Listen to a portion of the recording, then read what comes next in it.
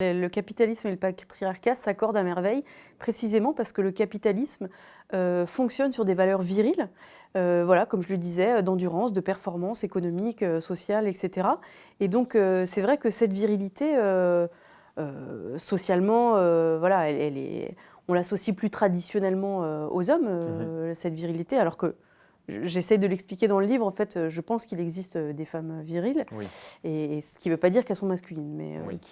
c'est pour... Par exemple, pour comprendre un peu, Mm. qu'est-ce que ça veut dire des femmes viriles qui ne sont pas masculines? Bah, des femmes viriles qui ne seraient pas masculines, c'est des femmes qui embrassent justement cette culture d'entreprise et cette culture de la virilité où les femmes puissantes, Ouais. puisque c'est un thème à la mode en ce moment, les Oui. femmes puissantes, on pourrait dire que c'est des femmes viriles, puisque justement elles performent cette endurance, cette force, ce courage.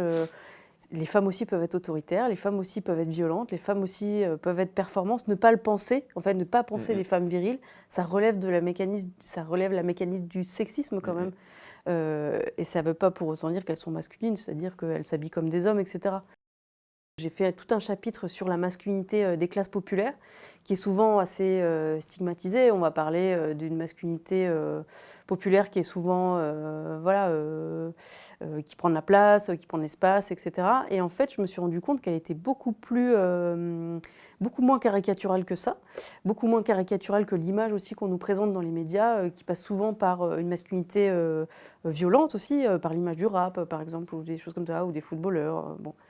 Et en fait, les classes populaires, les hommes des classes populaires que j'ai pu rencontrer sont tout à fait au fait des stigmates qui leur sont accolés autour de la figure du beauf ou du cassos. Et il y a vraiment quelque chose qui fait qu'ils cherchent à s'en détacher. Et donc, leur masculinité, quelque part, ils sont un peu coincés dans cette masculinité très corporelle parce que leur outil de travail, c'est leur corps. Ils sont obligés de aussi respecter des cadences productives. Mais il y a aussi une manière de s'en détacher par l'ingéniosité dont ils peuvent faire preuve dans leur métier, par la manière aussi d'être très respectueux envers leurs collègues. Moi, ça m'est arrivé plein de fois de me faire chahuter par certains ouvriers parce que j'étais la seule femme dans les entrepôts. Et en fait, ces ouvriers étaient systématiquement repris par des collègues en leur disant ce comportement n'a pas sa place au travail. Ce n'était pas forcément une posture paternaliste, c'était aussi une manière de les rappeler à leur professionnalisme. Et donc, il y a vraiment aussi une forme de respectabilité qu'ils cherchent à incarner et qui passerait par une masculinité plus moderne, effectivement, ou un peu plus inclusive, on va dire.